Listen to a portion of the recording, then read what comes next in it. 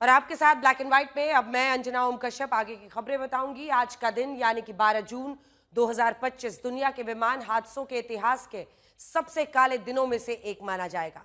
आज अहमदाबाद में भारत के इतिहास के सबसे बड़े प्लेन हादसों में से एक हादसा हुआ। आज इस हादसे पर पूरी दुनिया से दुख जताया जा रहा है। सबसे पहले आपको इस सबसे बड़े प्लेन हादसे का अपडेट दे देते हैं।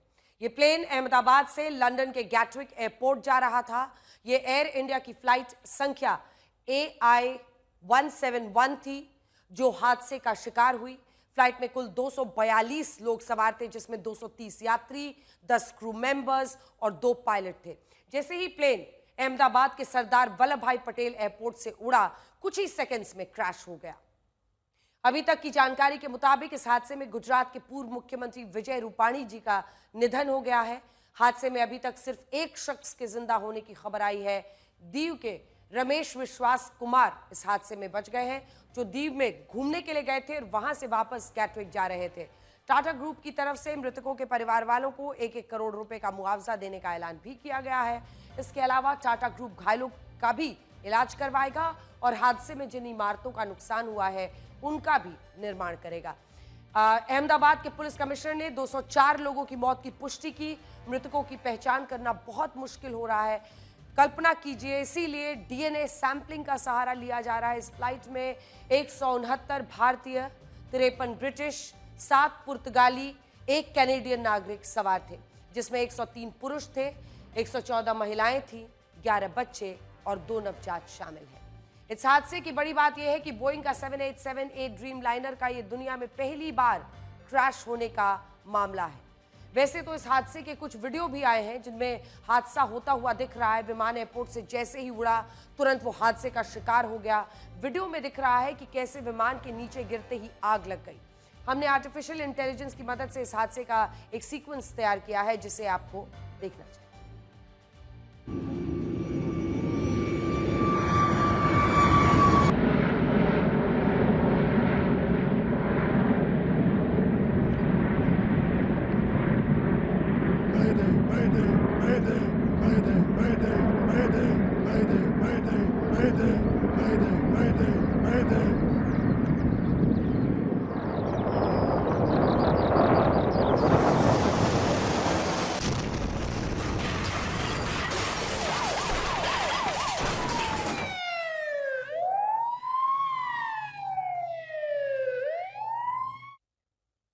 और आइए अब आपको सीधे लेकर चलते हैं। हमारी सहयोगी श्वेता सिंह इस वक्त अहमदाबाद से हमारे साथ जुड़ गई हैं।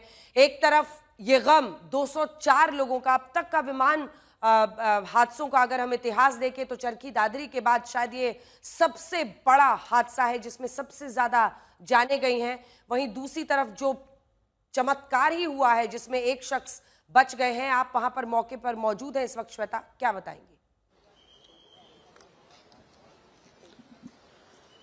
अंजना, मैं बिल्कुल अभी यहाँ पर पहुंची हूँ और मुझे यकीन नहीं हो रहा है देखकर कि ये एक प्लेन का मलबा हो सकता है। बिल्कुल ऐसा लग रहा है जैसे कि श्रेड हो जाता है जब कोई चीज, कोई मेटालिक चीज, तो देखिए उस तरीके का यहाँ पर फौरन यहाँ पर राहत कर्मी लग गए थे। इस वजह से यहाँ पर जल्दी से जल्दी इस पूरे क्षेत्र में आप जितने भी लोगों को यहाँ से निकाला गया है वो सब पूरा हो चुका है लगभग, आप समझिए। लेकिन आगे अभी भी वो कोशिशें जारी हैं। यहाँ पर अंजना, हम चलकर आगे देखते हैं। जिस तरफ मोहसिन आपको दिखा रहे हैं वो मेस वाला एरिया है जहां पर आकर वो प्लेन सबसे पहले घुसा था। और थोड़ा सा और इधर अगर मोहसिन आप आएंगे तो ऊपर जलती हुई आग को भी आप दिखा सकेंगे। मतलब इतनी भयंकर यहाँ पर परिस्थिति बनी हुई है कि किसी के लिए भी यकीन कर पाना मुश्किल हो रहा है। क्योंकि जहां पर भी एयरपोर्ट्स होते हैं वहां पर अग्निशमन की व्यवस्था रहती है, उसकी टीमें रहती हैं, तो वो जल्दी से जल्दी दल यहाँ पर पहुंच गए थे। जेसीबी मशीनों को फौरन यहाँ पर ले आया गया था। लेकिन जो मेडिकल कॉलेज है उसका मेस, जिसके भीतर सबसे पहले वो प्लेन घुसा और उसके बाद ये पूरा आपको क्षति बाकी जो इमारत के हिस्से हैं उसमें भी दिख रहा है। वहां से भी मौतों की पुष्टि हुई है अंजना। और वाकई ये दिल दहला देने वाली तस्वीर है यहाँ पर जब आप देखते हैं कि वहां से होते हुए उस इमारत में घुसकर वहां से निकलते हुए यहाँ पूरा ये प्लेन आकर गिरा होगा। यहीं से लोगों को निकालने का काम चला है, कई बॉडीज को रिट्रीव किया गया है इसमें, और आगे भी अभी आप यहाँ पर एनडीआरएफ एसडीआरएफ की टीमों को देख सकते हैं, गुजरात पुलिस की टीमों को देख सकते हैं, जो हमारे पैरामिलिट्री फोर्सेस हैं उनको देख सकते हैं, सब यहाँ पर मौजूद हैं। और ये बिल्कुल एक ऐसी परिस्थिति, यहाँ पर एक ड्रीम लाइनर, उसका आकार हम समझ सकते हैं, उसकी कल्पना कर सकते हैं कि कितना बड़ा वो होता है, और उसमें जितने भी लोग सवार रहे, एक व्यक्ति वाकई वो एक मतलब जाको राखे साइया वो वाली बात हो जाती है, लेकिन बाकी सब के लिए ये कैसी परिस्थिति रही कि वो टेक ऑफ किया वो विमान और उसके बाद यहाँ पर क्षतिग्रस्त हो गया। आप सब क्या यहाँ के रहने वाले हैं? वॉलंटियर्स आए हैं। अब क्या काम यहाँ पर चल रहा है? तकरीबन मृतदेहों को सारा निकालने का काम तकरीबन पूरा हो गया है अंदाजे से। अभी जो छोटा मोटा जो काम साफ सफाई का है, जो थोड़ा बहुत काम चल रहा है, होपफुली अभी ऑपरेशन बंद होगा, कल सुबह डे लाइट में वापस शुरू होना चाहिए। अब छोटे मोटे जो एविडेंसेस है, जो भी वो सब काम चल रहा है, अभी ब्लैक बॉक्स वगैरह को भी रिकवर करने का ढूंढा जा रहा है जी। वहाँ पे कॉकपिट का भाग है, कॉकपिट का पार्ट वहां है आगे। तो अंजना, जैसे आप देख सकती हैं, यहाँ पर जो आगे का हिस्सा बताया जा रहा है वो कॉकपिट का हिस्सा है, यानी कि विमान इस ओर फेस कर रहा था जिस ओर इस समय हम आपको दिखा रहे हैं, और वहां पर जाकर तो उस हिस्से को अभी भी सर्च करना बहुत आवश्यक हो जाता है, अगर ये समझना है कि क्या हुआ होगा। अगर मेडे का एक कॉल आया है, एटीसी को बोला गया है, तो उसके बाद हुआ क्या, आखिर क्या हो गया कि वो इतना बड़ा विमान जो पूरे चेक्स के बाद एक टेक ऑफ करता है, उसमें किस तरह की चीज हुई, और पूरा आग का गुबार जो था उसे आप चारों तरफ की इमारतों को जला हुआ जब देखते हैं तो उससे आप समझ सकते हैं चारों तरफ की इमारतों में आग लग गया। हर तरफ हमें बस आग से जली हुई ये दीवारें दिख रही हैं, और वो सड़ांध है इस समय उन पूरे जो आग की वजह से जो यहाँ पर क्षति हुई है। अंजना, बिल्कुल, हम लौटेंगे आपके पास, आप हमारे साथ बने रहिए। लेकिन किस बड़े पैमाने पर क्षति उस पूरे इलाके में हुई है और जो विमान की हालत है वो देखकर ही इंसान सिहर जाता है। इंसानों का क्या हाल हुआ होगा हम लोग सिर्फ कल्पना कर सकते हैं। इस हादसे का शिकार 10 क्रू मेंबर्स, 2 पायलट्स भी जो इस पर सवार थे हुए, जिनकी जानकारी भी हमारे पास आ गई है। इस प्लेन के कैप्टन थे पायलट सुमित सभरवाल, जिनके पास 8,200 घंटे का फ्लाइंग एक्सपीरियंस था, अनुभव था। को पायलट थे क्लाइव कुंदर, इनके अलावा इनके पास भी लगभग 1100 फ्लाइंग आवर्स का अनुभव था। इसके अलावा 10 क्रू मेंबर्स भी थे, जिनमें श्रद्धा धवन, अपर्णा महादिक, सैनिता चक्रवर्ती, गांथोई शर्मा, दीपक पाठक, मैथिली पाटिल, इरफान शेख, सिंगसॉन लामुनन थेम, रोशनी सोंगाहारे और मनीषा थापा शामिल थे। अहमदाबाद में एयर इंडिया की फ्लाइट जो है उसने 1:38 को उड़ान भरी थी, जो कि क्रैश हुई है। पीछे की तरफ की तस्वीरें आप देख पा रहे हैं। रेस्क्यू ऑपरेशन जो है वो तेजी से चलाया जा रहा है। जेसीबी मशीन के माध्यम से जो भी दीवार यहाँ पे तोड़ने की जरूरत पड़ रही है उसे तोड़ा जा रहा है, क्योंकि सबसे पहली प्राथमिकता यही है कि प्लेन में जो 242 लोग सवार थे, अगर उसमें से कोई भी जख्मी है तो उसे तुरंत ही निकाल कर उनका रेस्क्यू किया जाए। फिलहाल आप फायर ब्रिगेड की जो टुकड़ी है उसे भी देख पा रहे हैं। पानी छांट कर जो भी आग लगी है उसे बुझाने की जो कोशिश है वो यहाँ पे की जा रही है। मेरे आसपास की तरफ की तस्वीरें आपको दिखाऊंगा। एयर इंडिया का ये प्लेन था और लंदन के लगभग 240 मुसाफिर इसमें शामिल थे, और आप देख पा रहे हैं जो भी स्पेयर पार्ट्स हैं। प्लेन जब क्रैश हुआ तो प्लेन के जो भी अलग अलग हिस्से हैं वो यहाँ पर टूट के गिरे हुए हैं, और लगातार यहाँ पे एम्बुलेंस की जो सायरन है वो सुनाई दे रही है। कोशिश यही की जा रही है कि जितनी जल्द लोगों का रेस्क्यू हो पाए और लोगों को अस्पताल पहुँचाया जा सके। लोगों की जो सुरक्षा है उसे प्राथमिकता दी जा रही है। यहाँ पे BSF समेत SDRF, NDRF और एयरफोर्स की जो टुकड़ियाँ हैं उसे यहाँ पे भेज दिया गया है। कमांडो भी यहाँ पे नजर आ रहे हैं, और खास करके प्राथमिकता यही है कि तत्काल प्रभाव से रेस्क्यू ऑपरेशन जो है वो तेजी से चलाया जा सके। और किस प्रकार का ये बेहद ही डरावना हादसा है, जो लोग यहाँ पे घायल हुए हैं प्लेन क्रैश में, उनको तत्काल यहाँ से रेस्क्यू किया जाए और 200 मीटर की दूरी पर अहमदाबाद सिविल अस्पताल, जो कि एशिया की सबसे बड़ी अस्पताल है, वहाँ ले जाकर उनको सुरक्षित उनका इलाज शुरू कर दिया जाए। कैमरा पर्सन प्रीतेश रावल के साथ अतुल तिवारी, आज तक, अहमदाबाद।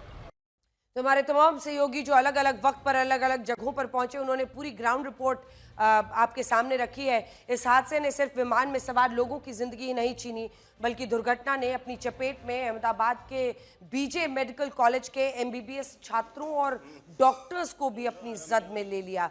ये जो तस्वीरें आप देख रहे हैं वो बहुत चौंकाने, हैरान करने वाली है। एयर इंडिया का जो ये बोइंग 787 दुर्घटना के बाद सबसे पहले बीजे मेडिकल कॉलेज की मेस बिल्डिंग में, दरअसल जो कॉलेज है, मेडिकल कॉलेज है, वो तो अलग परिसर में, हॉस्पिटल के परिसर में है, यहाँ पर हॉस्टल था। हॉस्टल की जो मेस बिल्डिंग थी उससे टकराया। इसके बाद अतुल्यम हॉस्टल से ये टकरा जाता है और हॉस्टल में सीनियर रेजिडेंट डॉक्टर्स रहते थे। विमान के टकराने से मेस और हॉस्टल की इमारत भी क्षतिग्रस्त हो गई। कम से कम 50 डॉक्टर्स के घायल होने की बात कही जा रही है। कुछ MBBS डॉक्टर्स की मौत की भी आशंका है।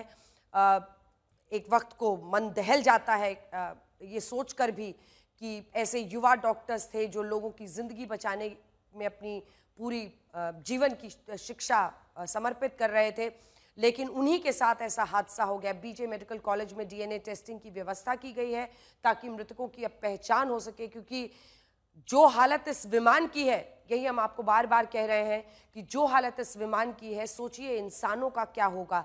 इसीलिए दो बातों पर सबसे ज़्यादा चर्चा हो रही है। एक ये कि DNA टेस्ट करके लोगों की पहचान करनी पड़ेगी ताकि सही शरीर जो है वो परिवार वालों को सौंपा जा सके, सही पार्थिव शरीर। तो वहीं दूसरी तरफ अगर इस मलबे के बीच से, जले हुए मलबे के बीच से, विमान के जर्जर टुकड़ों के बीच से अगर एक शख्स जिंदा बाहर निकला है, विश्वास कुमार रमेश, ये भी एकदम चमत्कार से कम नहीं है। देखिए, हम आपको बता दें, विमान में सवार यात्रियों के परिवार वालों ने से DNA सैंपल मांगा गया है। आज तक संवाददाता ब्रजेश दोषी ने BJ मेडिकल कॉलेज के हॉस्टल से ये रिपोर्ट भेजी है। जिस वक्त ये हादसा हुआ उस वक्त हॉस्टल में ये डॉक्टर्स लंच कर रहे थे, तभी उनके ऊपर ये विमान गिर गया। अहमदाबाद में आज दोपहर जो भीषण हादसा हुआ और जितने लोगों की जाने गई, उससे ज़्यादा खराब स्थिति उन लोगों की हुई कि जहां पे प्लेन गिरा। हम अभी BJ मेडिकल हॉस्पिटल जो हॉस्टल है उसके मेस में है, जहां पे लोग खाना खा रहे थे। थालियां भी ऐसी की ऐसी रह गई हैं। आप जहां भी नज़र डालें, जो भी टेबल पे नज़र डालें, यहाँ पे लोग खाना खा रहे थे। कुछ में कुछ ऐसे इंटर्न डॉक्टर्स थे, कुछ परिवार के साथ थे, जिनके ऊपर ये कहर बन के टूटा। यहाँ पे जो हालत है, देखिए थालियों में खाना अभी भी पड़ा हुआ है। खाना खा रहे लोगों के ऊपर प्लेन गिरा, उसके बाद की क्या स्थिति हुई होगी कल्पना करना जो है वो बेहद ही मुश्किल है। यहाँ पे कांच जो है वो टूटे हुए हैं, शीशे टूटे हुए हैं, दीवार जो है यहाँ पे देखिए प्लेन का ये जो पार्ट है वो किस तरह मैस में आके गिरा और यहाँ की दीवार टूट गई है। पूरी तरह से ये मलबे में परिवर्तित हो गया है। प्लेन का मलबा था और इसने हॉस्टल के मैस को मलबे में परिवर्तित कर दिया है। किस तरह की स्थिति यहाँ पे है, जो मैस की स्थिति थी, यहाँ पे ये डॉक्टर्स खाना खा रहे थे। ये ऐसे डॉक्टर हैं कि जो इंटर्न डॉक्टर्स हैं अभी यहाँ पढ़ाई कर रहे हैं और उसके बाद वो जो हैं आगे बढ़ने वाले हैं। उनसे पहले उनकी जो है, इनमें से कहा जा रहा है कि कुछ डॉक्टर्स की जान भी चली गई है। हालांकि आधिकारिक आंकड़ा नहीं दिया गया कि कितने डॉक्टर्स यहाँ पे थे और कितने जो है जिनकी मृत्यु हो चुकी है, पर 30 से ज़्यादा डॉक्टर्स ऐसे थे जिनको यहाँ से जो है तत्काल सारवार के लिए ले जाया गया, इलाज के लिए ले जाया गया और उनके साथ उनके परिवार के भी कुछ लोग थे। ये स्थिति दिखाती है कि क्या हुआ होगा उस हादसे के वक्त, किस तरह की स्थिति रही होगी, लोग कैसे भागे होंगे और जो जिनके हाथ में खाना था वो खाने के टेबल पे ही जो है उन्होंने अपनी आखिरी सांस ली होगी। और आइए आपको सीधे एक बार फिर से लिए चलते हैं। श्वेता, जो लोग वहां पर अभी भी राहत कार्य में जुटे हुए हैं, किस तरह की जानकारी दे रहे हैं कॉकपिट को भी वॉलंटियर्स? कॉकपिट तो यहाँ पर जो पड़ा हुआ है जिसके अंदर, उस चीज के अंदर कॉकपिट का मिला हुआ है, जो आगे का फ्यूजलाज है और उसके आगे का जो पार्ट है वो उसको अलग से रखा हुआ है इन्होंने। तो उसी के अंदर से जो मिलेगा उसके अंदर से evidences that they will take for the investigation. Black box अभी मिल चुका है या तलाश that they will no, we don't know about it, but that is burned, it may be in the box, that has to be find out. वो अभी काम चलते रहेंगे, दैट विल बी डन। पर जिसको निकालना था वो काम पूरा सारा, हाँ जी, जो जिनको निकालना था उनको सबको निकाल लिए हैं, जितने थे बॉडीज थे या उनके पार्ट से सब निकाले गए। निकाल, थैंक यू। शीतल जी हमें बता रहे थे, डिप्टी एसपी हैं यहाँ पर और वो ओवरसी कर रहे थे यहाँ पूरा सिविल डिफेंस के साथ और पुलिस के साथ, और उनका उसके बारे में जानकारी दे रहे थे कि जितने लोगों को निकालना था यहाँ से उनको निकालने का काम पूरा हो चुका है। लेकिन अंजना, यहाँ पर अभी भी जो कॉकपिट का हिस्सा है वहां पर अभी सबसे ज्यादा गतिविधि आपको देखी जाएगी। यहाँ सारे लोग जो लगे, एक एक व्यक्ति जो यहाँ पर लगा है आज इस पूरे ऑपरेशन में, चाहे वो सामान्य यहाँ के नागरिक हों या फिर किसी वर्दी में आपको नजर आए, लेकिन हर एक व्यक्ति का योगदान रहा कि आज यहाँ से इतनी जल्दी इस पूरे इलाके में हमने देखा कि लोगों को यहाँ से जो इन सारी इमारतों में भी लोग थे उस वजह से बहुत जरूरी था कि आग को जल्दी से जल्दी बुझा लिया जाए और उस काम को अगर संपन्न किया जाए तो उसमें योगदान सबका है। यहाँ पर एसडीआरएफ की टीमें आप नीली वर्दी में देख रहे हैं, नारंगी वर्दी में, ऑरेंज टी शर्ट्स में आप एसडीआरएफ को देख रहे हैं और ये सब यहाँ पर आप शुरुआत होते ही यहाँ पर लग गए थे और बहुत भयावह मंजर था सबके लिए। एक ऐसी चीज को देखना जहां पर जो आग की लपटों में, आग के गोले में तब्दील हो चुकी हो, उसमें अपने आप को रिस्क करके मैं सबके कपड़ों पर, सबके शरीर पर वो निशान देख सकती हूँ जो लगातार शुरुआत से ही यहाँ पर रहने के कारण होगा मुमकिन है। यहाँ पर अभी भी मैं आपको बताऊं कि ऐसा लग रहा है जैसे कि गर्म धाह निकल रहा है। किसी आग के बुझने के बाद जिस तरह की स्थिति रहती है वो, और जब लपटें उठ रही थी उसी समय से यहाँ पर जल्दी से जल्दी सबको कैसे मदद पहुंचानी है उसके लिए एसडीआरएफ के ये सभी जवान यहाँ पर रहे थे। अब पीछे का जो पूरा हिस्सा है उसका काम पूरा हुआ है, लेकिन यहाँ पर इसके आगे जो देख रहे हैं वहां पर अब पूरा ध्यान केंद्रित है, क्योंकि अब जो कॉकपिट है उसके जरिए ये निकलना है कि क्या उसमें से कुछ जो ब्लैक बॉक्स है वो बरामद हो ताकि चीजें सामने निकलें। इसलिए आप अभी भी स्ट्रेचर के साथ अंजना यहाँ पर देख सकती हैं जो एसडीआरएफ की टीमें हैं, एनडीआरएफ की टीमें हैं, उन सबको वो अभी भी स्ट्रेचर्स लेके आपको यहाँ पर दिख जाएंगे। ये वायरिंग भी आप देखिए मेरे पैरों के नीचे जो इस समय यहाँ पर दिख रही है, हालांकि यहाँ पर तलाश की जा चुकी है अधिकांश चीजों की और इसीलिए जो मुख्य एरिया है जहाँ पर अभी भी आपको ढूंढना है वहां पर आप कॉर्डन करके उसको रखा गया है, क्योंकि वहां कोई भी चीज ऐसी हो सकती है जो एक सबूत हो। लेकिन यहां से लोगों को निकाला जाना, कई चीजें जैसा वो बता भी रहे थे अभी सर की बॉडी पार्ट्स को भी एक साथ करके निकाला गया है और आगे अस्पताल में ले जाया गया है। वहां देखिए धुआं अभी भी उठ रहा है, धुआं उठ रहा है, सुलग रहा है वो कॉकपिट का जो हिस्सा है। प्लेन का जो नोज है वो इस तरफ गिरा था और टेल जो है वो दूसरी तरफ, पीछे की तरफ। और मेस पर जो आग की बात हम आपको कह रहे हैं कि मेस पर आग अभी भी, आग की जो लपटें हैं वो धधक रही हैं, जहां पर अभी भी बुझाने की कोशिश चल रही है। अग्निशमन के जो कर्मी हैं वो सब उस तरफ हैं, वहां पर वो भी चल रहा है, लेकिन सामने भी जो धुआं है वो अभी भी निकल रहा है वहां से। तो क्योंकि एक प्लेन होता है वो इतना ज्वलनशील चीज वो होती है और बिल्कुल इतना ईंधन के साथ आपने बस टेक ऑफ किया है कि यहाँ की परिस्थितियां अकल्पनीय है। बिल्कुल 1.25 लाख लीटर से ज्यादा एयर टर्बाइन फ्यूल होता है, एटीएफ होता है। अहमदाबाद प्लेन क्रैश से एक साथ कई घरों को कभी ना भूलने वाला दर्द मिला है, लेकिन विमान में सवार कम से कम एक शख्स ने मौत के मुंह से अपनी जिंदगी छीन ली। एयर इंडिया के सीट नंबर 11A पर यात्रा कर रहे रमेश विश्वास कुमार अभी तक मिली जानकारियों के मुताबिक जिंदा बचने वाले इकलौते यात्री हैं। उन्होंने दुर्घटना का शिकार हुए विमान से कूदकर अपनी जान बचाई। उन्हें अस्पताल में भर्ती कराया गया है। दीव के प्रशासन के मुताबिक रमेश विश्वास कुमार केंद्र शासित प्रदेश के उन 15 नागरिकों में से थे जो इस बोइंग 787 एयरक्राफ्ट से यात्रा कर रहे थे। 38 वर्ष के रमेश विश्वास कुमार इकोनॉमी क्लास से विमान में यात्रा कर रहे थे और ये हम आपको उनकी सीट दिखा रहे हैं। रमेश विश्वास कुमार अपने भाई अजय विश्वास कुमार के साथ लंदन की यात्रा के लिए निकले थे। रमेश विश्वास कुमार तो जिंदा बच गए, लेकिन भाई अजय की अभी तक की मिली जानकारी के मुताबिक जान नहीं बच पाई है।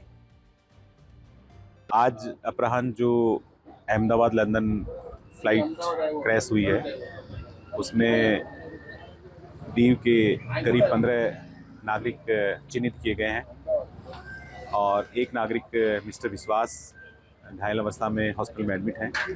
दीव प्रशासन ने उनसे संपर्क कर लिया है। ये परिवार जिन्होंने अपने सदस्यों को खोया है वो भी अहमदाबाद पहुंच चुके हैं और हम सब की कोशिश है कि इस दुख की घड़ी में पूरा दमन दीव दादरा नगर हवेली प्रशासन उनके साथ है और हम पूरी कोशिश करेंगे कि उनको हम मजबूत करें।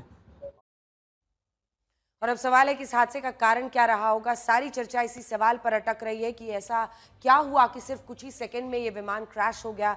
इसे पूरा विस्तार से जरा समझते हैं। विमान हादसे का सबसे बड़ा कारण होता है इंजन का फेल हो जाना।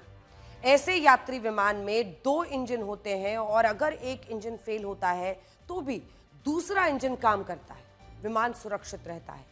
इसीलिए इस केस में ये असंभव माना जा रहा है कि यह हादसा विमान के इंजन फेल होने से हुआ होगा, क्योंकि टेक ऑफ के 5 मिनट के अंदर दोनों इंजन का, 5 मिनट भी नहीं, लगभग 1:39 पर हुआ है, 2 मिनट के अंदर सब कुछ हुआ। 2 मिनट के अंदर दोनों इंजन का फेल हो जाना बताया जा रहा है कि बहुत मुश्किल लगता है। विमान हादसे का दूसरा जो बड़ा कारण होता है वो है बर्ड हिटिंग, यानी कि अगर कोई चिड़िया या वस्तु विमान से टकरा जाए तो प्लेन में आग लग जाती है, वो क्रैश हो जाता है। लेकिन अब ये विमान नीचे गिर रहा है तो इसमें कहीं ऐसा नहीं दिख रहा कि उसमें आग लगी हो। जो एक्सपर्ट हमारे साथ बैठे थे उन्होंने ये भी कहा था कि एक विंग पर अगर बर्ड हिट भी करता है तो विमान आपको थोड़ा सा इम्बैलेंस होता हुआ दिखेगा, लेकिन ऐसा भी कुछ होता हुआ नहीं दिख रहा है। अचानक वो धीरे धीरे डिसेंट करने लगता है और सीधा गिर जाता है। नीचे गिरने के बाद ब्लास्ट होता है। हादसे का तीसरा कारण होता है टेक्निकल फॉल्ट, यानी तकनीकी खामी।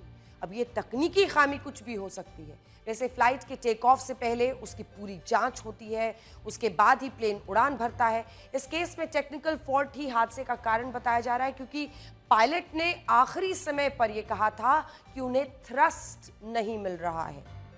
और प्लेन हादसे का एक और कारण होता है जिसे अंग्रेजी में स्टॉल कहते हैं। इसका मतलब होता है जब विमान अचानक हवा से जमीन की तरफ आने लगता है, क्योंकि उसके विंग्स को ऊपर उड़ने के लिए पर्याप्त हवा नहीं मिलती है। विमान को टेक ऑफ करने के लिए मैक्सिमम स्पीड अचीव करनी होती है और ये स्पीड 300 किलोमीटर प्रति घंटे की होनी चाहिए। एक बार अगर प्लेन इस स्पीड पर पहुंच गया तो फिर पायलट के पास रुकने का फिर समय नहीं हो। और हादसे का एक और कारण होता है पायलट की गलती। टेक ऑफ और लैंडिंग में पायलट का सबसे महत्वपूर्ण रोल होता है। एक बार जब विमान उड़ गया तो फिर हवा में तो पायलट ही उसे ऑटो पायलट मोड में चलाते हैं, लेकिन टेक ऑफ और लैंडिंग में ही पायलट की कुशलता चाहिए होती है और सबसे ज़्यादा हादसे भी इसी वक्त होते हैं। हालांकि इस मामले में अगर आप देखें तो दोनों ही पायलट ज़बरदस्त फ्लाइंग आवर एक्सपीरियंस के साथ थे। जो कैप्टन सुमित सबरवाल थे उनके पास 8,200 फ्लाइंग आवर्स का एक्सपीरियंस था, जो कि अच्छा माना जाता है, बहुत अच्छा माना जाता है। उनके को पायलट का भी 1100 फ्लाइंग आवर्स का एक्सपीरियंस था।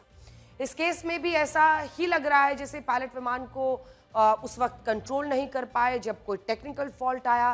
विमान हवा में उड़ा और फिर अचानक से नीचे की तरफ लहराता हुआ दिखाई देता है।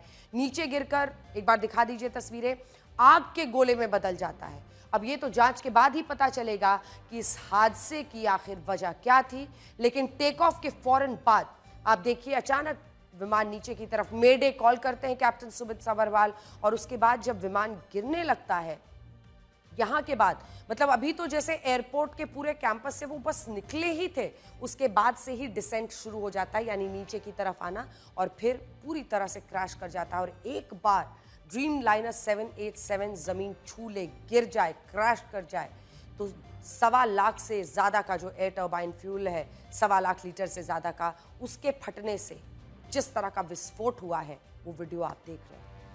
अब बहुत से लोग ये भी सोच रहे होंगे कि ये विमान तो सिर्फ 425 फीट ही ऊपर पड़ा था और दुर्घटनाग्रस्त हो गया, लेकिन फिर भी इसमें इतनी बड़ी संख्या जो है वो लोगों की जान क्यों गई? इसकी वजह है इस विमान का फ्यूल। असल में इस विमान में इतना ज़्यादा फ्यूल था कि एक उड़ता हुआ आग का गोला बन गया। ये बोइंग का 787-8 ड्रीम लाइनर विमान था, जिसे डायरेक्ट अहमदाबाद से लंदन के गैटविक एयरपोर्ट जाना था। ये फ्लाइट 9 घंटे 45 मिनट की थी और इस दौरान इस विमान को 6,800 किलोमीटर की दूरी तय करनी थी। इसीलिए इस विमान में पूरा फ्यूल था, मतलब पूरी तरह से पैक। जब आप इंटरनेशनल फ्लाइट के लिए जाते हैं, लंबी दूरी के लिए जाते हैं, लगभग 9.25 साढ़े 9 घंटे की ये फ्लाइट थी, ऐसे में पूरा फ्यूल भरा जाता है। जानकारी के मुताबिक इस विमान की टोटल फ्यूल कैपेसिटी 1,26,000 लीटर से भी ज़्यादा की है और इसे लंदन तक यात्रा के लिए करीब 55,000 लीटर फ्यूल की ज़रूरत थी। कोई भी विमान ज़रूरत से ज़्यादा फ्यूल लेकर उड़ता है क्योंकि इमरजेंसी कहीं भी आ सकती है। कई बार ऐसा होता है कि किसी भी कारण से विमान को लैंडिंग की परमिशन नहीं मिलती है और उसको दूसरी जगह जाना पड़ता है या आसमान में उसको वक्त गुजारना पड़ता है। हवा में आप देखते होंगे जब बड़े बड़े एयरपोर्ट्स पर बहुत ज़्यादा कंजेशन हो, भीड़ हो, तो विमान वहीं पर ATC से कोऑर्डिनेट करके एक एरिया में उड़ता रहता है जब तक उसको लैंडिंग के लिए जगह ना मिले। इसी वजह से विमान अपनी ज़रूरत से ज़्यादा फ्यूल लेकर चलता है। इस हिसाब से हम माने तो कम से कम 65 से 70,000 लीटर फ्यूल तो इस विमान में रहा ही होगा। और विमान को उड़े हुए भी सिर्फ कुछ सेकंड्स हुए थे, इसीलिए उसका पूरा फ्यूल उसमें मौजूद था। जब सिर्फ 425 फीट की ऊंचाई से गिरा तो वो एक तरह से आग का गोला बन गया।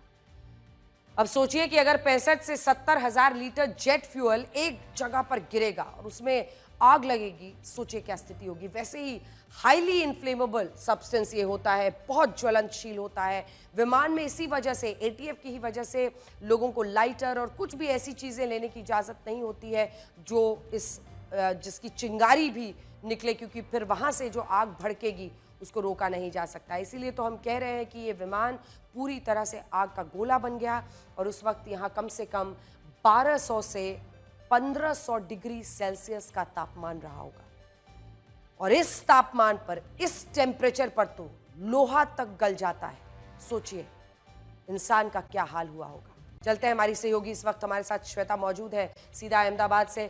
श्वेता, किस तरह की जानकारी मिल रही है उस हॉस्टल के मद्देनजर भी, क्योंकि हमने वहां पर भी जो तस्वीरें थी हम अपनी ग्राउंड रिपोर्ट दिखा चुके हैं, वहां पर क्या स्थिति है इस वक्त, क्या जानकारी मिल रही है, कितने लोग वहां से अस्पतालों में गए हैं, कुछ पता चल रहा है? लगभग 50 का आंकड़ा दिया जा रहा है अंजना, लेकिन ये देखिए यहीं पर आप इसको अगर देख लें इस बिल्डिंग के इस हिस्से को, तो आप समझ लेंगे भीतर बिस्तर लगे हुए हैं। देखिए जहां पर स्टूडेंट्स रहते हैं आमतौर पर, और ये वाकई आप सोचिए कि यहाँ पर स्टूडेंट्स बैठकर भीतर सो रहे हों, पढ़ रहे हों, कुछ भी कर रहे हों, और उस समय इस तरह का एक विमान आकर यहाँ पर टकरा जाए।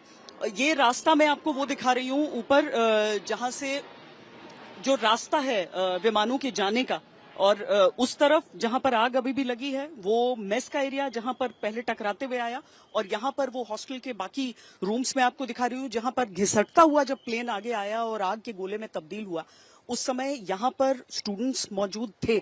और इसीलिए आप इस पूरे इसकी देखिए ग्रिल मेल्ट कर गया है उस गर्मी से, उस गर्मी से पूरा जो मैं नीचे से ऊपर तक देख पा रही हूँ, पूरे में जो ग्रिल है वो पूरी तरीके से मेल्ट करके ये टेढ़ा हो चुका है। यहाँ पर भीतर कितनी बड़ी मतलब जो धधकते हुए आग की लपटें वहां पर पहुंची होंगी, उसके बारे में हम केवल कल्पना ही कर सकते हैं कि क्या परिस्थिति वहां पर रही होगी।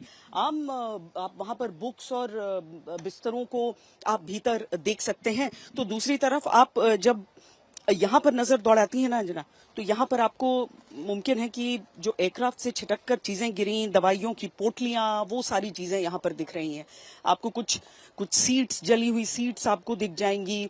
कुछ ऐसी चीजें जो लोग ट्रैवल करते हैं तो अपने हाथ में, अपने हैंड बैगेज में रखते हैं, वो चीजें आपको दिख जाएंगी। कुछ कपड़े के टुकड़े आपको जो आग से बच गए होंगे वो आपको दिख जाएंगे। और उन सारी जली हुई चीजों के साथ आप उस खुशी को, उस कुचले हुए सपने को, उस जले हुए सपने को महसूस कर सकती हैं। बिल्कुल। एक बार चलते हैं, हमारे सहयोगी अतुल तिवारी इस वक्त हमारे साथ जुड़ रहे हैं अस्पताल के बाहर से। अतुल, अस्पताल से आधिकारिक जानकारी का इंतजार हम लोग कर रहे थे। आपने पहले ही बताया है कि अब तो प्रक्रिया बहुत लंबी हो चुकी है, क्योंकि कई ऐसे मतलब जो लोगों के पार्थिव शरीर हैं उनको पहचानना मुश्किल हो रहा है। जिस तरह की आग की लपटें वहां पर थी, डीएनए सैंपल से लोगों को की पहचान की जाएगी, एक लंबी प्रक्रिया चलेगी। लेकिन क्या, कितने लोगों का इलाज चल रहा है, कितने लोग हताहत हुए हैं, इस बारे में कुछ आधिकारिक जानकारी अस्पताल की तरफ से दी जाएगी? बिल्कुल, सिविल अस्पताल की तरफ से अभी तक 41 लोगों का जो लिस्ट जारी किया गया है वही लिस्ट मानकर चलना पड़ेगा, क्योंकि लगभग 1-2 घंटे पहले ये पहले 25 और उसके बाद 16, कुल मिलाकर 41 जितने जो लोग हैं उनके घायलों का लिस्ट जो है जारी किया गया है। और फिलहाल सिविल अस्पताल की मैं तस्वीर आपको दिखाऊंगा। इसी सिविल अस्पताल के तीसरे मंजिल पर लगभग 41 जितने लोगों का इलाज भी चल रहा है, और उसी में एक खुशकिस्मत शख्स जो कि दीव घूम के अपने परिवार के साथ लौटा था, और वो लंदन की फ़्लाइट में सवार था, और खुद ही जब फ्लाइट क्रैश हुई तो वो खुद ही उसमें से कूदकर बाहर की तरफ निकला। उसका भी इलाज इसी अस्पताल में चल रहा है। फ़िलहाल जिस प्रकार से सिविल अस्पताल की अगर बात करें तो एकमात्र इसी शख्स जो कि विश्वास जिसका नाम है, और इसके अलावा बाकी के जो 241 जो पैसेंजर्स हैं उनकी किसी भी प्रकार की जानकारी नहीं मिल पा रही है। अभी तक अगर हम 200 से ऊपर का भी मृत्युआंक की अगर बात करते हैं, या किसी की तरफ से ये कहा भी जाता है ये आंक, लेकिन ये आंक ज़रूर से इससे ऊपर जाएगा, क्योंकि जो मैस एरिया था जहाँ पे जो नर्सिंग स्टाफ और जो विद्यार्थी जो खाना खा रहे थे वहाँ से भी कई लोगों की डेथ हुई है। उसके बाद जो कुछ ही देर पहले जिस बिल्डिंग की तस्वीरें दिखाई जा रही थी उस बिल्डिंग में भी जो MBBS के जो स्टूडेंट्स थे उनकी भी मौत हुई है। तो तो ये आंकड़ा जरूर से बढ़ेगा। आधिकारिक तौर पर अभी किसी प्रकार की सिविल प्रशासन की तरफ से मौत की पुष्टि नहीं की गई है, लेकिन डीएनए सैंपलिंग की बात कही जा रही है, क्योंकि जिस प्रकार से आग लगी और फ्यूल जिस प्रकार से पूरा फ्यूल भरा हुआ था प्लेन में, और जब प्लेन क्रैश हुआ तो जो आग के लपटे थे वो करीब 3 से 4 किलोमीटर की दूरी तक दिखाई दे रही थी। इसी से अंदाजा लगाया जा सकता है कि किस प्रकार का ये भयावह मंजर उस वक्त रहा होगा। और जो डेड बॉडी वहां से निकाली गई है, शुरुआती तस्वीरें भी जो मैंने अपने आंखों से देखी, बनाए रखिए, आगे और भी जानकारी लेते रहेंगे। तस्वीरें आप वहां की दिखा सकते हैं। आप दोनों का धन्यवाद हमारे साथ जुड़ने के लिए। लेकिन इस घटना के बारे में जरा बताते हैं कि इस विमान ने जब उड़ान भरी तब क्या हुआ। दोपहर 1:38 जब विमान ने टेक ऑफ किया, टेक ऑफ के तुरंत बाद विमान ने एयर ट्रैफिक कंट्रोलर को मेडे कॉल दी। किसी भी फ्लाइट में मेडे कॉल एक इमरजेंसी मैसेज है। ये पायलट द्वारा उस वक्त दिया जाता है जब विमान किसी बड़े खतरे, मतलब जानलेवा खतरे में फंसा होता है, या फिर विमान के यात्रियों और क्रू की जान को सीधा खतरा होता है।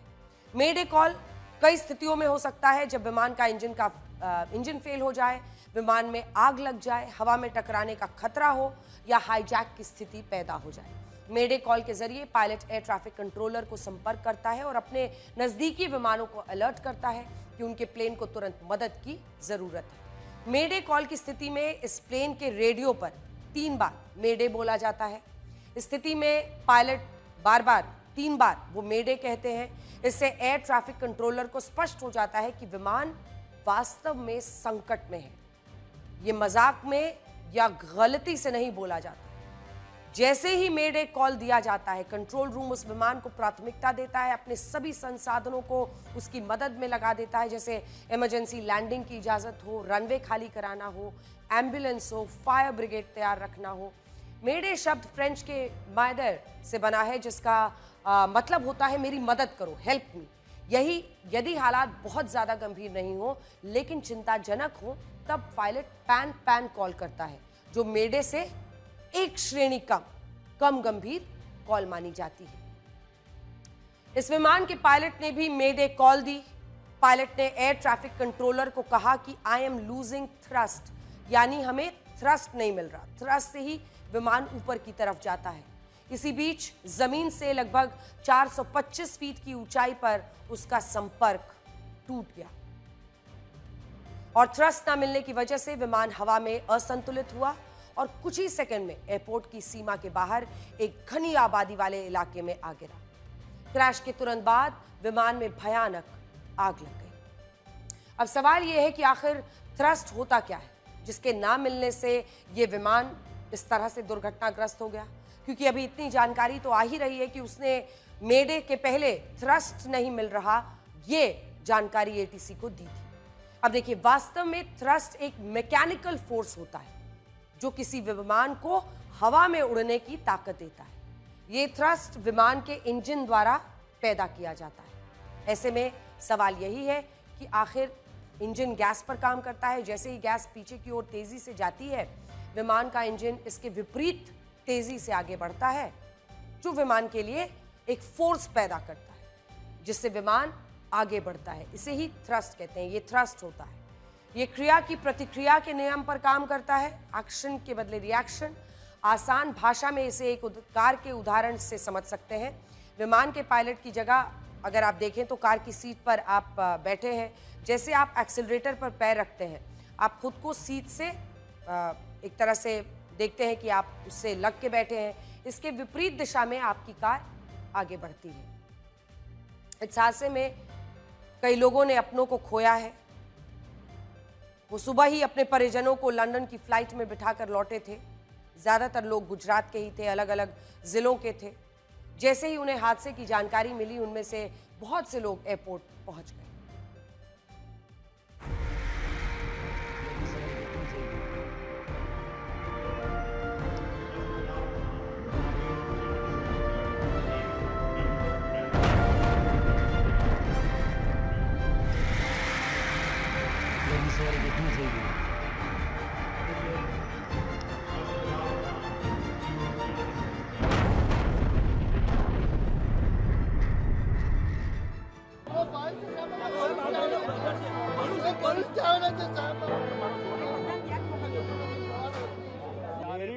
बनेवी मेरा सिस्टर दोनों है अंदर और हमको जाने नहीं दे रहे, सारे रास्ते ब्लॉक कर दिए हैं हमारे इधर से। नहीं वो लंदन जा रहे थे क्या? किस तरह? लंदन जा रहे थे वो। 111 नंबर 110 नंबर की टिकट कंफर्म है उनकी। अभी तक किस तरह से पूरा भाई साहब आपको हाँ। मालूम पड़ा क्या? किस तरह से आपको पता चला? मेरी भांजी है, हम लंदन, वो वहाँ जा रहे थे। भांजी ने फोन किया, मम्मी पापा उस फ्लाइट में है, तो हम इधर नरोड़ा से सीधा दौड़ के इधर आए हैं। अभी तक किस तरह से आपको उनके पता चला क्या? किस तरह से? मेरी भांजी ने लंदन से हमें फ़ोन किया, मेरी मम्मी और पापा दोनों फ्लाइट में बैठे हुए, तो हम तुरंत इधर आ गए। पर इधर आते आते तो 1-1.5 घंटा तो रोड पे घूमते रहे। बोलते इधर मत खड़ी रखो, इधर खड़ी मत रखो। अरे हम यहाँ हमारे परिवार को देखने आए, घूमने नहीं आए। हमारी बहन जा रही थी 1 बजे जा रही थी। 1:10 की फ्लाइट थी और जा रही थी लंदन। तो लंदन जाने से पहले ही क्रैश हो गया प्लेन। कितने लोग थे अंदर? तीन। कौन कौन था अंदर? वो हमारा भाई है, वो भाई की बेबी है, भतीजी है मेरी, वो भी साथ में? वो भी साथ में 6 साल की है। अभी उनका कुछ पता चल पाया आपको? नहीं, कुछ भी नहीं। पर मेरी सिस्टर की शादी वहाँ पे कराई थी, वो अभी यहाँ से रिटर्न जा रहे थे। अभी कुछ मैसेज मिला नहीं है, हमारे को पता चाहिए बस कि हमारे जीजू कहाँ पे अभी तक।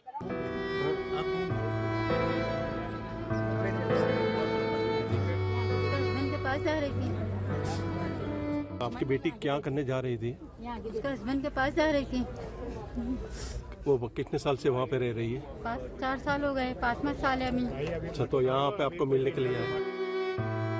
सुबह यहाँ पे ड्रॉप करके गया 11:30 बजे और 1 बजे का फ्लाइट था उनका। तो मैं जैसे बड़ौदा पहुँचा, खाना वाना खाया, उसके बाद तुरंत न्यूज़ देखे मैंने।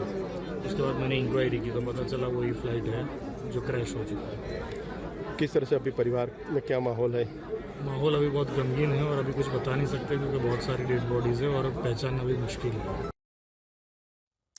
इस हादसे में गुजरात के पूर्व मुख्यमंत्री विजय रूपाणी का भी निधन हो गया है। वो कुछ दिनों के लिए लंदन जा रहे थे। उनका एक वीडियो भी वायरल हो रहा है जिसमें वो 2 ब्रिटिश नागरिक अपना कुछ वीडियो बना रहे हैं। ये आज दोपहर का अहमदाबाद एयरपोर्ट का ही वीडियो है जिसमें एयरपोर्ट पर बैठकर ये दोनों ब्रिटिश नागरिक वीडियो बना रहे हैं और इनके वीडियो में पीछे से विजय रूपाणी दिख रहे हैं। हादसे में इन दोनों ही ब्रिटिश नागरिकों की भी मौत हो गई। हादसे में विजय रूपाणी जी भी नहीं बच पाए, इसकी पुष्टि खुद केंद्रीय जल शक्ति मंत्री CR पाटिल ने की है। सभी दिवंगत आत्माओं को शांति मिले उसके लिए प्रार्थना करते हैं। उनके जो स्वजन हैं उनके ऊपर जो आपत्ति आ पड़ी है, भगवान उनको शक्ति दे, ऐसी प्रार्थना करता हूँ। और हमारे लिए तो हमारे नेता पूर्व मुख्यमंत्री श्री विजय भाई रूपाणी भी इसी फ्लाइट में अपने परिवार को मिलने के लिए जा रहे थे, वो भी इस हादसा का शिकार हुए हैं। भगवान उनकी भी आत्मा को शांति दे। भाजपा परिवार में ये बहुत बड़ी खोट आई है। बोइंग 787 विमानों को लेकर कई तरह की शिकायतें आती रही हैं। अमेरिकी अखबार द न्यूयॉर्क टाइम्स ने अमेरिका के फेडरल एविएशन एडमिनिस्ट्रेशन के हवाले से एक हैरान कर देने वाली जानकारी दी है। बोइंग के एक इंजीनियर ने FAA के सामने दावा किया था कि 787 ड्रीमलाइनर के कुछ हिस्से विमान के फ्यूजलाज यानी मुख्य बॉडी से ठीक तरीके से नहीं जुड़े हुए हैं और ये कभी भी हवा में टूटकर अलग हो सकते हैं। ये बात सही है कि बोइंग 787 इससे पहले कभी क्रैश नहीं हुआ, लेकिन ऐसा नहीं है कि बोइंग 787 दुनिया का सबसे सुरक्षित विमान है।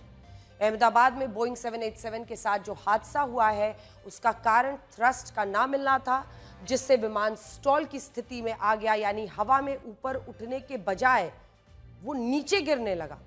बोइंग 787 के साथ ये समस्या पहली बार नहीं हुई है।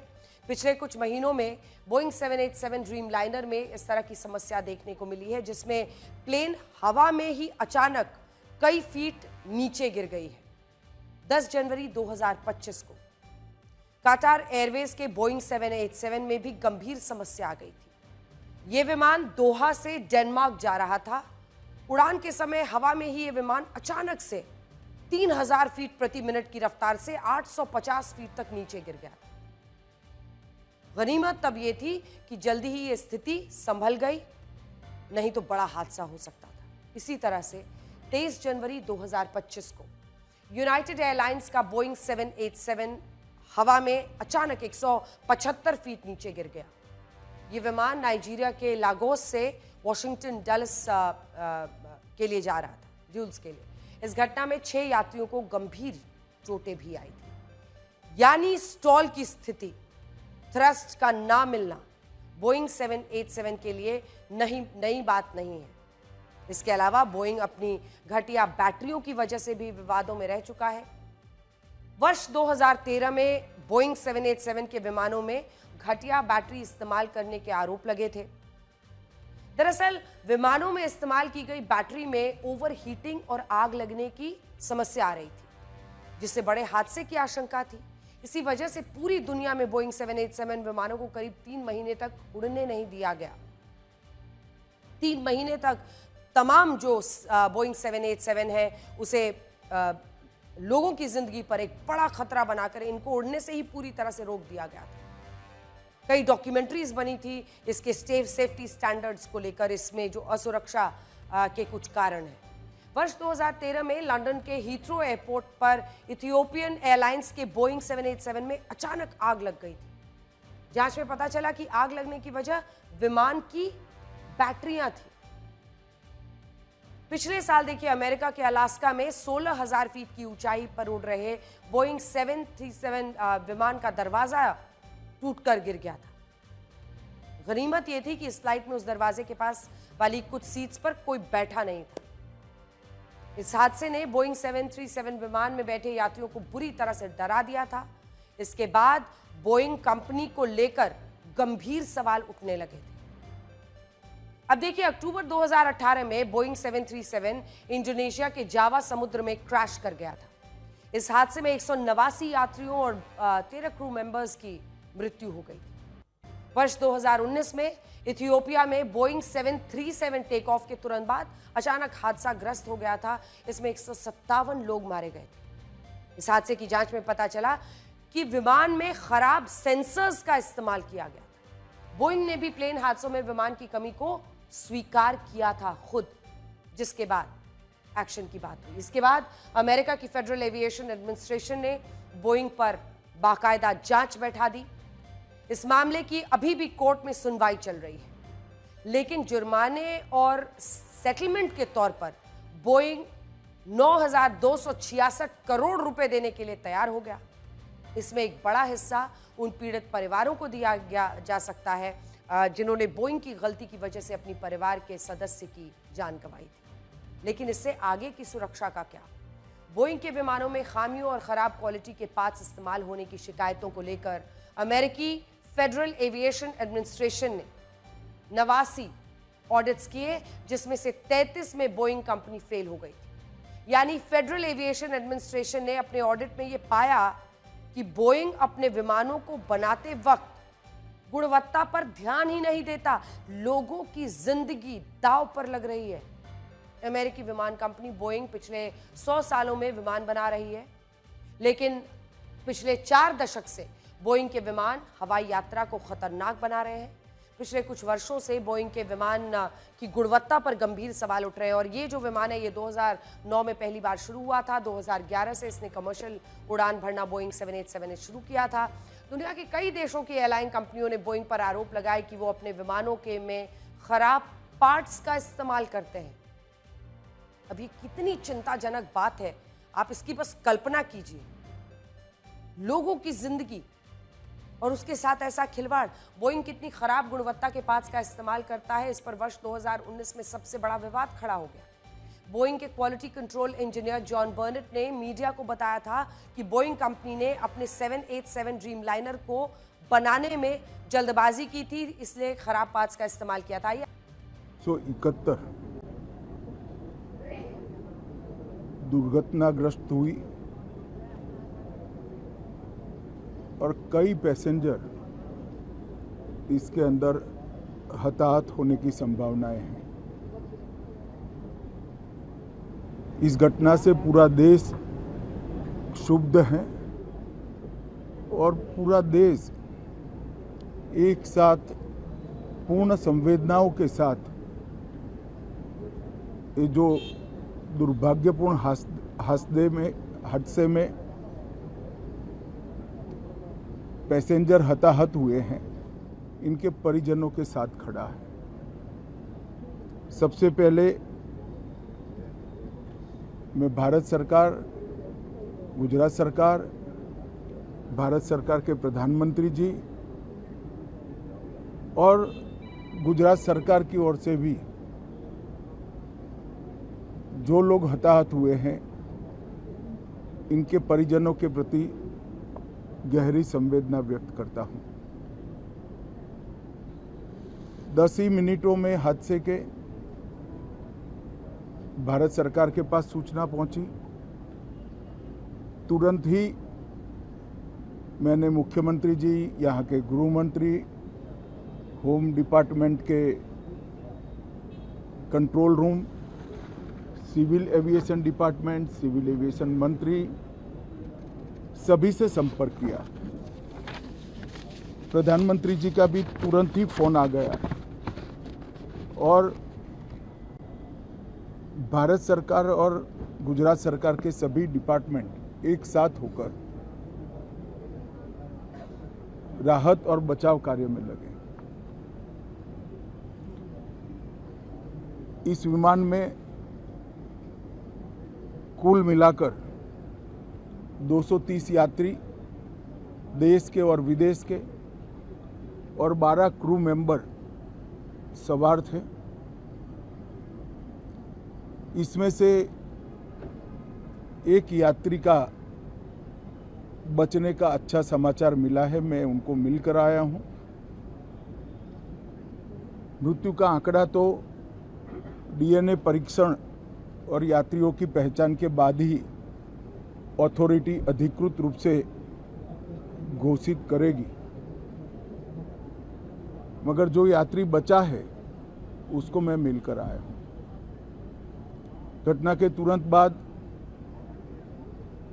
गुजरात सरकार ने बहुत त्वरा से डिजास्टर मैनेजमेंट की सारी इकाइयों को अलर्ट करते हुए, चाहे हेल्थ डिपार्टमेंट जो हो, चाहे फायर ब्रिगेड हो, चाहे पुलिस विभाग हो, भारत सरकार की भी सीएपीएफ को संपर्क कर सभी ने एक साथ मिलकर राहत और बचाव का कार्य चालू किया। मगर 1.25 लाख लीटर ईंधन विमान के अंदर ही था और लगभग गर्मी, तापमान इतना ऊंचा हो गया कि किसी को बचाने की मौका ही नहीं मिला। अब मैं घटना स्थान पर भी जाकर आया हूं। सारे यात्रियों के मृतदेह को बाहर निकालने का काम लगभग समाप्त हो चुका है। जितने यात्रियों के परिजन यहां पहुंच चुके हैं, वो सबका डीएनए लेने की कार्यवाही भी 2-3 घंटों में समाप्त हो जाएगी। विदेश में जिनके परिजन हैं, उनको सूचना देने की कार्यवाही समाप्त हो चुकी है और जैसे ही पहुंचते हैं उनके भी डीएनए सैंपल लिए जाएंगे और मृतदेहों की पहचान के लिए जितने मृतदेह मिले हैं, इनके भी डीएनए सैंपल लेने की कार्यवाही समाप्त हो चुकी है। गुजरात में ही लगभग 1000 के आसपास डीएनए टेस्ट करने पड़ेंगे। ये सभी टेस्ट करने की क्षमता गुजरात में विकसित है, तो डीएनए टेस्टिंग के लिए कहीं गुजरात के बाहर जाने की ज़रूरत नहीं पड़ेगी। गुजरात की एफएसएल और नेशनल फॉरेंसिक साइंस यूनिवर्सिटी दोनों मिलकर कम से कम समय में डीएनए का परीक्षण पूरा करने के बाद परिवारजनों को अपना मृतदेह, परिजन का मृतदेह सौंपने का काम करेंगे। उनके रहने की सुविधा, उनकी सांत्वना की सुविधा, जिनको मेडिकल प्रॉब्लम ट्रॉमा के कारण हुए, इनकी मेडिकल की सुविधा, ये सारी व्यवस्था बहुत सुचारू रूप से हो चुकी है। अभी रिव्यू मीटिंग में सारी व्यवस्थाओं को हम सब मंत्रियों ने साथ में मिलकर देखा है।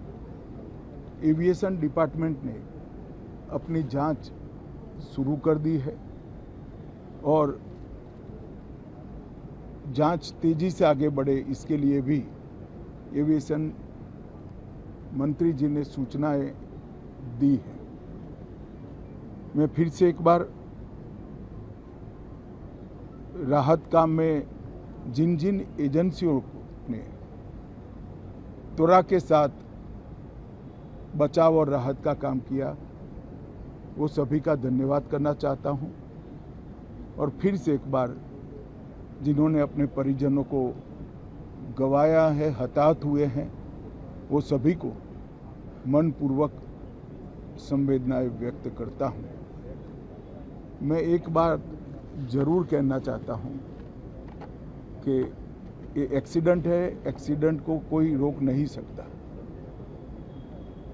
परंतु 365 दिन 24 घंटा इस तरह की घटना के लिए प्रशासन का जो अलर्टनेस है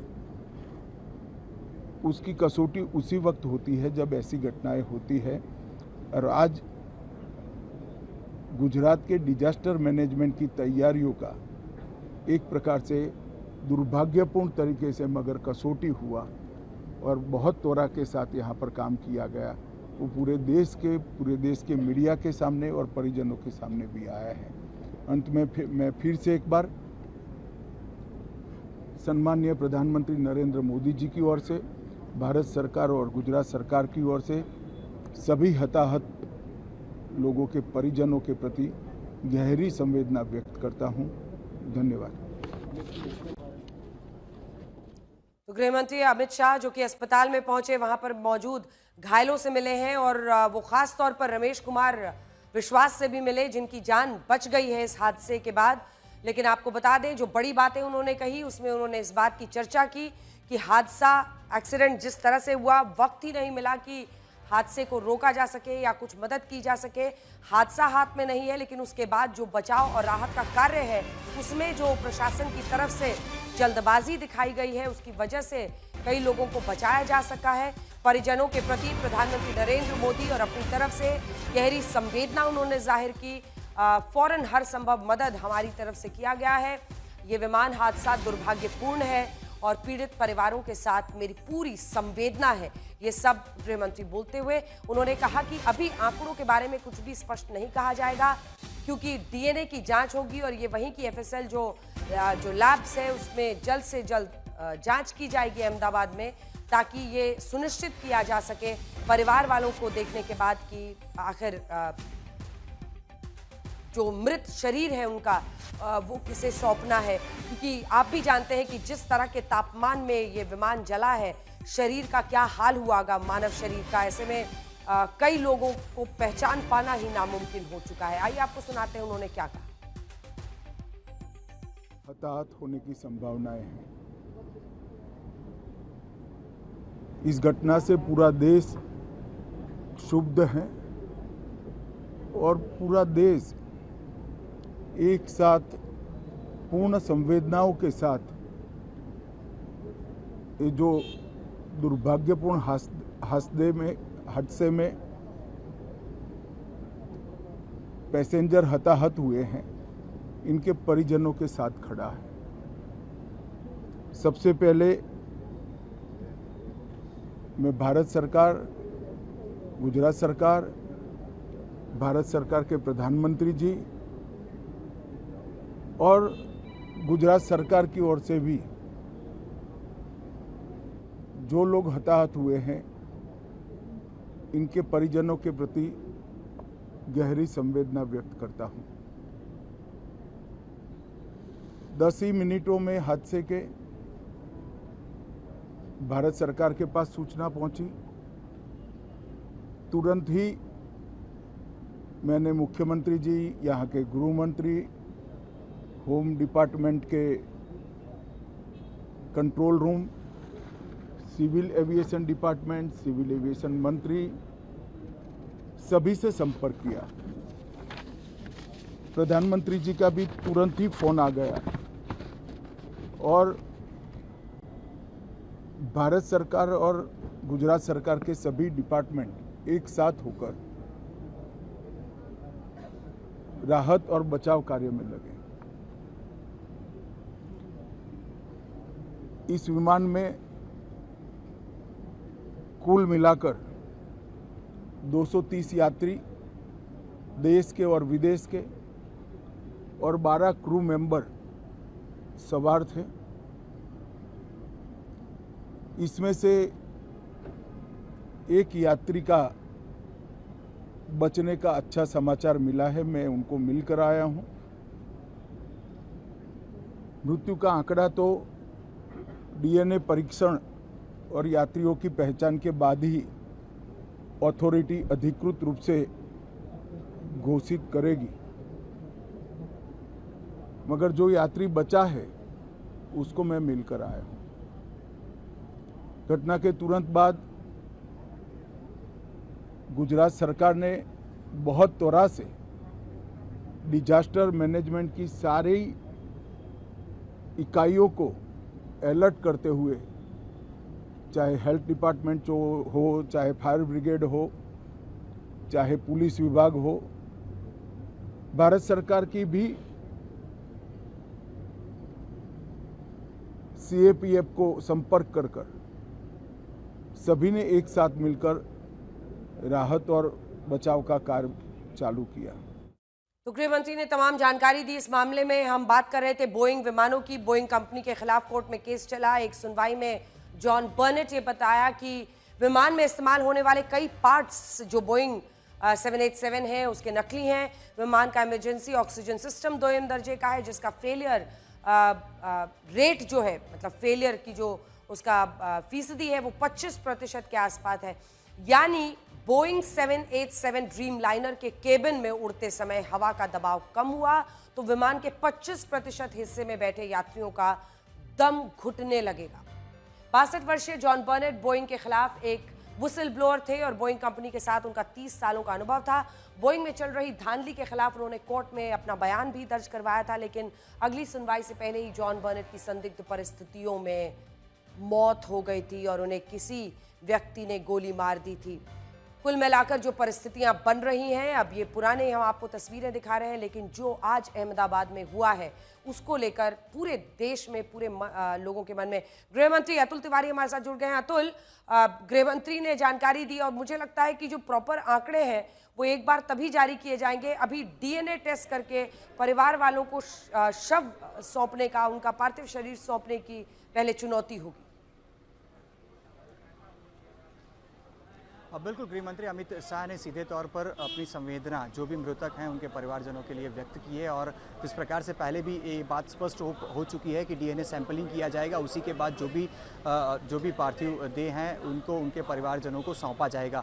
स्पष्ट तौर पर गृह मंत्री की तरफ से कहा गया कि 230 जितने पैसेंजर जो हैं वो प्लेन में सवार थे और 12 जितने जो क्रू मेंबर हैं उनकी मौजूदगी थी। यानी कि जो आंकड़ा 242 का आ रहा है वही आंकड़ा स्पष्ट तौर पर उनकी तरफ से बताया भी गया है, लेकिन उन्होंने यही कहा है कि एक शख्स जो कि प्लेन में मौजूद था वो बचा है, लेकिन मृत्यांक को लेकर किसी भी प्रकार की बात उनकी तरफ से नहीं की गई है, क्योंकि बहुत ही साफ चीज़ है कि जब भी डीएनए सैंपलिंग होगा उसके बाद ही जब डेड बॉडी उनके परिजनों को दी जाएगी, उसी के बाद जो है आंकड़े वो सिविल अस्पताल हो चाहे गुजरात के स्वास्थ्य विभाग हो उनकी तरफ से रिलीज़ किए जाएंगे। लेकिन एक बात स्पष्ट हो चुकी है, 242 जो मुसाफिर प्लेन के अंदर सवार थे उसमें से सिर्फ एक जिसका इलाज अहमदाबाद सिविल में चल रहा है, 241 की कोई सीधे तौर पर जानकारी नहीं आ रही है और डीएनए सैंपलिंग की जो कार्यवाही है वो शुरू हो गई है। इसमें उन्होंने एक और भी बड़ी बात कही है कि बीजे मेडिकल कॉलेज जहां पे डीएनए सैंपलिंग के ऑप्शंस जरूर से उपलब्ध हैं, लेकिन DNA sampling forensic science university जो कि गांधीनगर में स्थित है वहां से करवाए जाएंगे। यानी कि 242 समेत जो भी और भी डेड बॉडीज होंगी,